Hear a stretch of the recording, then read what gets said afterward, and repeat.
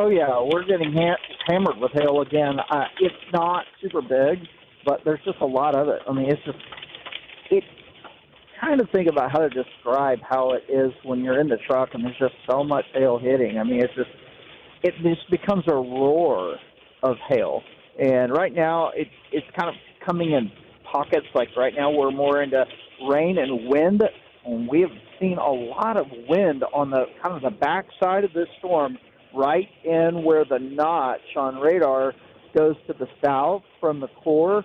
There's a lot of wind, and actually you can see it on radar too. There's some enhanced velocities right in this area, and it's generally been like either a northeast or an east wind, and it's not enough, I don't think, to do structural damage or knock down power lines or anything like that.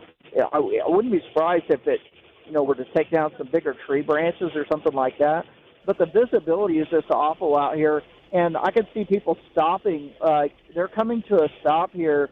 This is a bridge, and it looks like, look at the line of traffic with me, Damon. This is coming up to a bridge, and you can just see on both sides of Interstate 40 here, I mean, people are just, it's almost a standstill, and that's what happens over and over again when you have this much hail falling. It's just, it's pretty wild. So this is at XXX and I-40, by the way.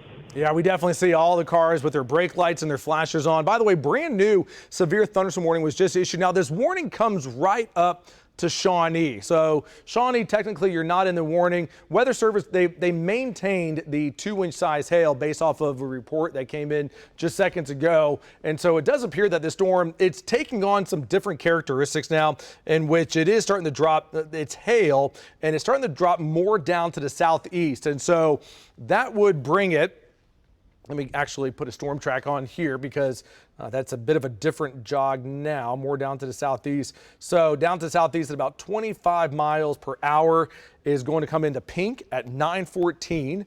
And then we go into Shawnee here at 9:33. If it's still severe or not, we'll continue to watch it. And then Earlsboro at 9:51. So here's what we're going to do. We're going to get ready for our 9 o'clock newscast over on MeTV. We're going to continue obviously doing weather over there as well. And again, the tornado risk is extremely low. New severe thunderstorm warning was just issued now for western Pottawatomie County, still maintaining up to 2-inch size hail. Again, MeTV starts in just a few minutes. We'll see you over there. Keep it with KOCO 5 News. We'll bring you the first alert.